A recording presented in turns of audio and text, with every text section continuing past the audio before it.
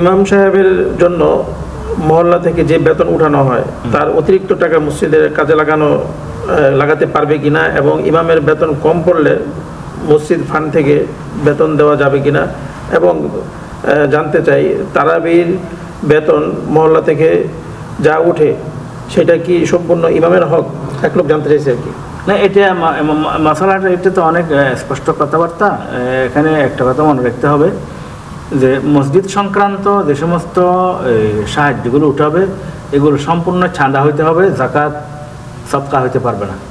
এক নম্বর মশলা, কেউ মসজিদকে জাকাত দিতে পারবে না, কেউ মসজিদের কোনো কাজের জন্য, ইমামের বেতন হোক, মসজিদ নির্মাণের কাজ হোক, মেনটেন্যান্সের কাজ হোক, মসজিদের কোনো কাজের জন্য জাকাত দেওয়া মানে ইমামকে বেতন হিসেবে কোনো কিছুর ব্যাপারে জাকাত দেওয়া যাবে না। তো এখন মসজিদের উন্নয়নের জন্য, বেতনের জন্য যে সমস্ত টাকা উঠানো হয় এগুলো চাঁদা হবে। চাঁদা এগুলো কোথায় খরচ করবে না করবে এটা কমিটি বুঝবে। কমিটির যে রোল থাকে, কমিটির যে সিদ্ধান্ত থাকে, সেই সিদ্ধান্ত যেটা হয় সেটার মতো আমল করতে পারে, কোনো অসুবিধা নেই। সেখান থেকে ইমামকে দিবে তারা, মানে মসজিদের ফান্ডে যে টাকাটা বাস এটা ওখান থেকে কমিটি ইচ্ছা করলে ইমামকে দিতে পারবে, তারাবির ইমামকেও দিতে পারবে, মসজিদের জন্য করতে পারবে, কোনো অসুবিধা নেই। আচ্ছা আচ্ছা।